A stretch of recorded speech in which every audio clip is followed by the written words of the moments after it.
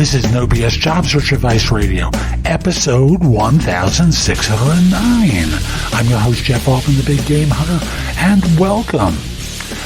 I like to spend a little time daily talking with you about some aspect of life, the universe, everything. Things related to your job search, of course, because, frankly, the skills needed to find a job are different than those needed to do a job. And on this show, I'm doing one about the top 10 career mistakes that I see people make. Hope you find it helpful. I hope you give it a great review. And please give it a great review. I'd really appreciate it because I want to be helping more people. And frankly, Apple Podcasts and others favor shows with more reviews. And with that, I'd really appreciate it, by the way. Let's get going. I thought today's show would be what I call the top 10 career mistakes people make. And this is what I'll refer to as the 2017 edition of these mistakes, because I've seen lots of different iterations of this over the years. And I'll just simply say that, I've been watching people as a coach and before that as a headhunter for a long time. And I just noticed that these things keep showing up time and time again. And there are a couple of tweaks in here for this year that I noticed. But let me talk with you about the top 10 mistakes. And before I go into it, I'll just simply say, if you like this show, give it a thumbs up on YouTube. Give it a favorable review on Facebook. Follow me on LinkedIn at linkedin.com/IN/the Big Game Hunter. And if you're interested in my coaching you, visit thebiggamehunter.us. There are tabs on the top that will give you information about the various services that I offer. And, pick the one that you like help with. I'd love to work with you. So here we go. Number 10, only networking when you need a job. I will tell you, people do this all the time. They lurch from job search to job search and put in very little effort between those searches to keep their network up to date. And thus, when they need a job, no one's there to help them. So since at least 70% of all positions are filled as a result of networking, you need to preserve your network, not just simply for your job search, but frankly, your network can help you within your current role. So not maintaining your network is a big thing, and I listed it number 10. Here's number 9, dwelling on your mistakes. Now, one thing I've learned over the course of years is that I'm going to make mistakes. And there are times I have beaten myself up relentlessly for a mistake that I made that someone brought to my attention. The biggest thing that you can do is, instead of getting into this notion of shame or self-degradation, is ask yourself, what can I learn from this and what can I do differently? What did I miss in this situation? And view it as an education thing, not as something that you need to punish yourself for. Number 8, not keeping your expertise up to date. Now, this is not simply something that relates to IT or engineering or the sciences, but most professions have a skill set associated with them that requires updating. Now, if your employer is willing to pay for it, great. Take advantage of any training programs you can get into and keep your expertise up to date. Don't think in terms of your current employer. Think in terms of the market in general and what the market is going to hire for, because there may come a time where you're going to need to look for something else. And the fact that you're expert in some obscure technology or business function may not serve you. So always keep your expertise up to date as pertains to the market in general. Here we go. Number 7, working for someone who proudly tells you that she or he will be in there in the trenches with you. When you work for someone like that, frankly, you're going to wind up working with a micromanager. Micromanagers will drive you nuts because they know exactly how you should do everything, and they're more than willing to tell you that. So if you want to be turned into a clone or a machine or a mini-me, then work for someone who's in there in the trenches with you. Because frankly, they don't know how to delegate. They're going to get overwhelmed and overworked and stressed out and eventually direct at you because you haven't done something perfectly according to their standard.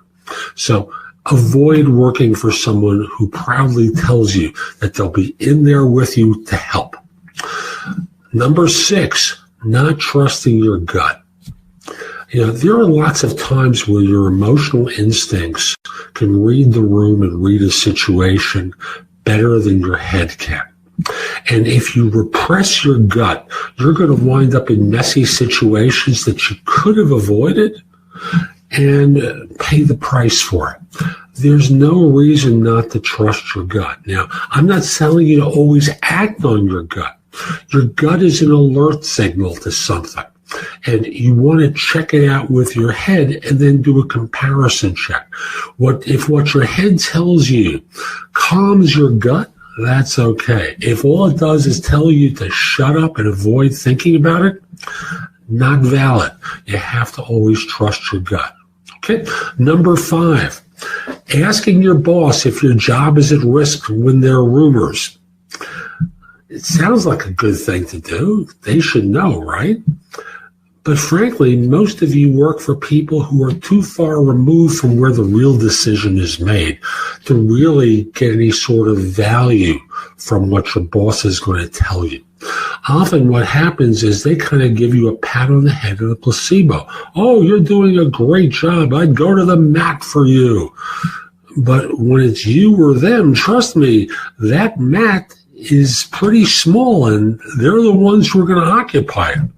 So I'll just say that if you ask your boss about whether your job is safe at a time when there's a crisis, they just don't know. And you can wind up being at risk with them shrugging their shoulders going, gee, I tried, but they didn't alert you. Okay. Number 4, always thinking the grass is greener somewhere else. There's lots of things that you can find out before you join a firm, because I'll tell you from my time in recruiting, there are firms that people would die to get into, and those same firms were organizations where people were begging to get out of. You need to know not just simply all the press clippings and all the wonderful stuff about the firm, but where their problems are, particularly those that will affect you in the role. Will you be working for someone who's like that micromanager I pointed to earlier? Is the reason this position there because the last 4 people that they've hired for the role have walked out? I've run into that before, and there are classic situations where I know a friend of mine, he was coaching someone who turned down an offer, and then the firm came back to her a year later and extended the offer again. And what happened? Very simply, there have been 4 people in the job between the original interviews and the time they made the new offer. And had she not asked about it, she would have walked into a hellhole. Always do research. And the idea of thinking that every place else is perfect other than the one that you're in, that's childish and amateurish. Trust me, every place has a problem. Number 3, we're getting up to the first one, right? Number 3, only working for the money, the future opportunity, the noble cause, and not taking a holistic approach. There are people who take jobs because they're offered an enormous bonus or options, and they wind up growing to resent it because the work stinks, they're working for an imbecile, and nothing ever comes to pass. They're promised some sort of future opportunity. If they wind up staying in this role for a year, they're going to get some promotion, and then their boss leaves, and the successor goes, I don't know anything about that. Or the noble cause. Oh, I'm going to save the planet. And they don't take their finances into consideration. They work for substandard salaries, and they can't afford to do the kind of work that they're hired to do because they have 5 roommates and they're going to happy hours in order to eat. I'll just simply say, if you're working for the money, for the future opportunity or the noble cause and sacrificing the other, you're making a career mistake. Here's number 2. And this is a biggie, which will just give you a sense of how big number 1 is, right? Forgetting about relationships and the people. The way you're going to get things done is not by keeping your head down and working like an animal.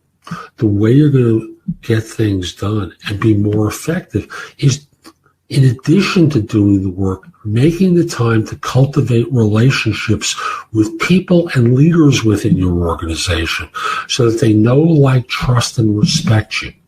If you act like you're going to work like a beast, they treat you like an animal. And then they wind up never thinking of you as being the person to move ahead, which ties into number 1, and you'll see how the two come together. Abdicating responsibility for your career to your employer and not looking out for yourself. You see, number 1 and number 2 really come together. When you surrender responsibility of your career to your employer and forget to look out for yourself, I'm going to tell you, all that's going to happen is one day your employer is going to make a decision to let you go, and you can wind up being stuck with experience that isn't relevant to the market in general. And when you keep your head down and do what you're told, instead of developing the querying techniques, the relationships with people, the relationships with leader, and the ability to think and persuade, you will wind up hurting your career. So when you abdicate, let me just tell you a quick story. And for those of you who work in IT and worked in New York and are closer to my age, you remember when there was an insurance company in New York named MetLife, which is certainly still around, used to have equipment. It was a Honeywell mainframe, and the programming language was called English, which they described as being COBOL-like, which means it wasn't the dominant language of its time. I told you this was a long time ago. And as a result, when MetLife started to need to do layoffs, their IT people got fired, and they had skills that no one else wanted to hire. So they trusted their employer because their employer said, oh, we have a stable environment, which it was until it wasn't. So when you trust your employer and don't look out for yourself, when you don't keep your expertise up to date in ways that are relevant for the market, you're giving up your power to your employer and trusting them. And I will tell you point blank, employers cannot be trusted with you and your family's livelihood. It is a huge mistake. So that's today's show. I hope you found it helpful. And if you did, here are a few more ways to get more from me. First of all, visit my website, which is thebiggamehunter.us. I have more than 6,000 blog posts there that you can watch, listen to, or read that will help you find your next job. If you want the best of my advice, join JobSearchCoachingHQ.com, where I've curated information with a focus on interviewing. If you decide to take the lifetime membership at the site, it's $299 currently, but that's the price of a coaching session or an hour of coaching from me, and I'll be giving that to you if you join with a lifetime membership. Have a few questions? Contact me through the Magnify app for iOS or PrestoExperts.com, where you can call me. Schedule a specific time with me through chat on Magnify or by connecting with me on LinkedIn at linkedin.com/IN/The Big Game Hunter. Once we're connected on LinkedIn, you can message me about coaching you, scheduling in time for Magnify or Presto experts, speak with me about a resume or LinkedIn profile critique, help you with a salary negotiation or my trusted advisor services, and much, much more. Like you, I don't work for free. I do charge for what I do. You can take my classes on Skillshare and become a premium member using the link in the show notes and receive 2 months for free instead of just the one that the site offers. Skillshare offers thousands and thousands of courses, not just simply mine, on a host of different subjects that can help you in many different ways. Lastly, join my group on Facebook called Career Angles. It's free to the first 250 people who join and is focused on helping you do better at work. Information is shared daily, and we're attempting to build a supportive group there. Ask to join. I'm not letting recruiters in at this point. So I'll be back tomorrow with more, and in the meantime, I hope you have a great day. Be great!